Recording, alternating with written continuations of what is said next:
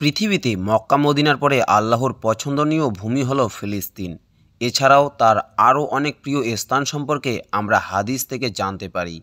ইবনে হাওয়ালা রাদিয়াল্লাহু আনহু থেকে বর্ণিত হাদিসে রাসূল সাল্লাল্লাহু আলাইহি সাল্লাম ইরশাদ করেন, ইসলামী বাহিনী শীঘ্রই কয়েকটি দলে দলবদ্ধ হবে। একটি দল শামে, একটি ইয়েমেনে ও অন্য একটি ইরাকে।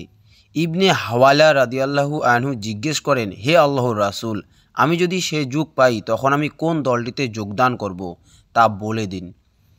রাসূলুল্লাহ সাল্লাল্লাহু আলাইহি সাল্লাম বলেন, তুমি শামের বাহিনীতে থাকবে, কেননা তা আল্লাহর পছন্দনীয় ভূমির একটি। সেখানে তিনি তার সর্বোৎকৃষ্ট বান্দাদের একত্র করবেন। আর যদি তুমি তাতে যোগদান না করো তাহলে তুমি ইয়েমেনের বাহিনীকে গ্রহণ করো, আর তোমরা শামের কূপ থেকে পানি গ্রহণ করো, কেননা আল্লাহ আমার জন্য অর্থাৎ আমার উম্মতের জন্য শাম ভূখণ্ড ও তার বাসিন্দাদের দায়িত্ব গ্রহণ করেছেন। মাইমুনা রাদিয়াল্লাহু আনহা থেকে বর্ণিত, আমি রাসূল সাল্লাল্লাহু আলাইহি ওয়াসাল্লামকে বললাম, হে আল্লাহর রাসূল, আমাদের বাইতুল মাকদিস সম্পর্কে কিছু বলুন। রাসূলুল্লাহ সাল্লাল্লাহু আলাইহি সাল্লাম বলেন, বাইতুল মাকদিস হলো হাসরের ময়দান, পুনরুত্থানের জায়গা। তোমরা তাতে গিয়ে সালাত আদায় করো, কেননা তাতে এক ওয়াক্ত সালাত আদায় করা অন্যান্য মসজিদে 1000 সালাত আদায়ের সওয়াব পাওয়া যায়। তিনি বললেন, যে ব্যক্তি মসজিদুল আকসাতে গমনের শক্তি সামর্থ্য রাখে না, তার ব্যাপারে আপনার কি অভিমত?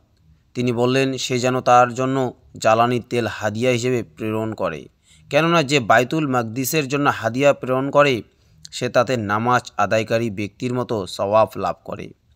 ফিলিস্তিনি জাতি মাটি কামড়ে লড়ে যাওয়া নিবেদিত লড়াকু হাজারো বীরের দেশ। ইতিহাসের মহাবীর সুলতান সালাহুদ্দিন আইয়ুবী ও বাইবার্সের দেশ ফিলিস্তিন। এই পবিত্র ভূমিতে কিয়ামত অবধি মায়েদের কোল আলোকিত করে জন্ম নেবে হাজারো রথী, মহারথী ও বীর পুরুষ।